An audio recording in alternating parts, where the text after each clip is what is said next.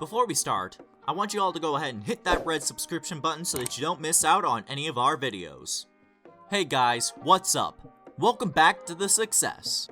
While it may be true that the Harrisons are the true stars of Pawn Stars, as it is pretty much their own shop that they show is really based out of. If you ask fans who the real star is, they most likely will say that it's Chumlee. Chumlee eventually got brought on to help in the shop, which has been both a blessing and a curse for the Pawn Stars over the years. So, here are the 8 times when Chumlee scammed a customer. Number 8. Samurai Swords. Samurai swords are signed by the key heroes of the most famous makers of the Japanese sword history. Swords are pretty awesome. They represent the age of weapons from a simpler time and an era long before the invention of gunpowder. Owning a sword is pretty cool. They are still made with modern technique to this day, but owning a tri-tick of a sword can be very rare, and you might not even see one in your lifetime. Adding to that, there's honestly a major business for those who can make modern equivalents and sometimes pawn them off as their antique counterparts, which is a scam. Shops like the gold and silver pawn shops need to be aware of, which is where Chumlee comes in. A customer brought in a set of samurai swords one day, and Chumlee was blown away by looking at them. He was so enamored by them that he spent $4,000 on the pair, which is a lot of money for a pair which he didn't verify as real. They also have experts check that, but Chumlee didn't do it this time. When Rick heard about the deal, which happened without his consent, he wasn't very happy. He was so mad that he took the swords to a local expert to see what was real and what's fake, and obviously what was the cost. Rick was surprised to know that not only was it real, but they were also from a much-known maker and dated back to the 1400s, and was worth around $13,000. Rick was still mad at Chumlee as it was a case of pure luck, but the Stars were still able to make $9,000 of a handsome profit. Number 7. Babe Ruth Glove. Sports items in the pawn world are a very dangerous thing because not only are you having to look out for the quality items, but you have to look out for the fakes. Chumlee made a deal of a signature collection version of the Babe Ruth glove.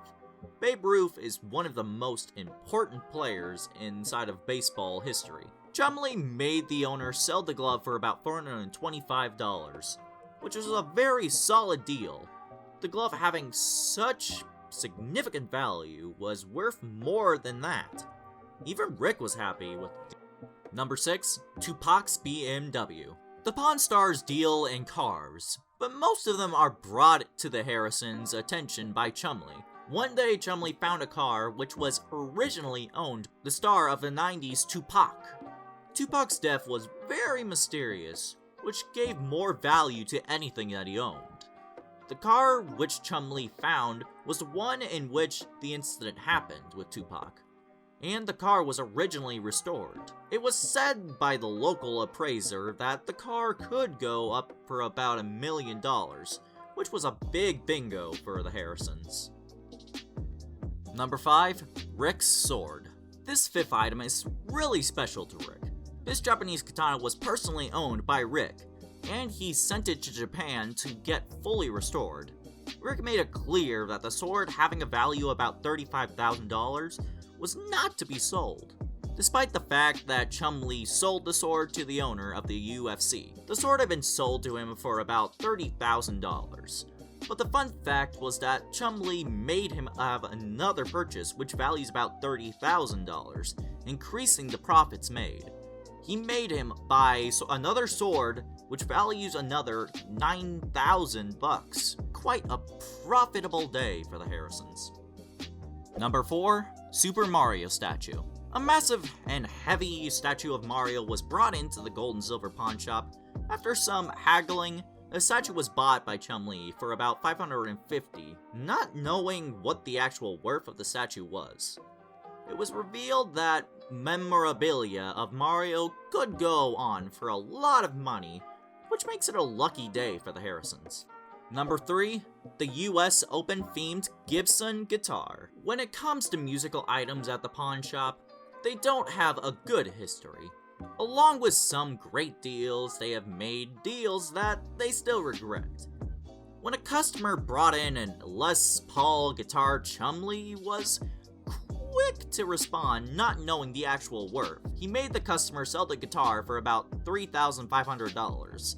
It's still not revealed how much Chumlee sold it for, and was it a good decision or a bad one? Number 2, Chum's Risky Business. During season 15 of the show, a woman named Chelsea entered the show with 7 large rectangle boxes full of comic books. Chumlee was behind the desk and initiated the conversation for a deal. Chelsea asked for about $2,000 for the pile. While Chumlee hesitated, Chumlee proceeded with a purchase of about $500 without calling in the experts.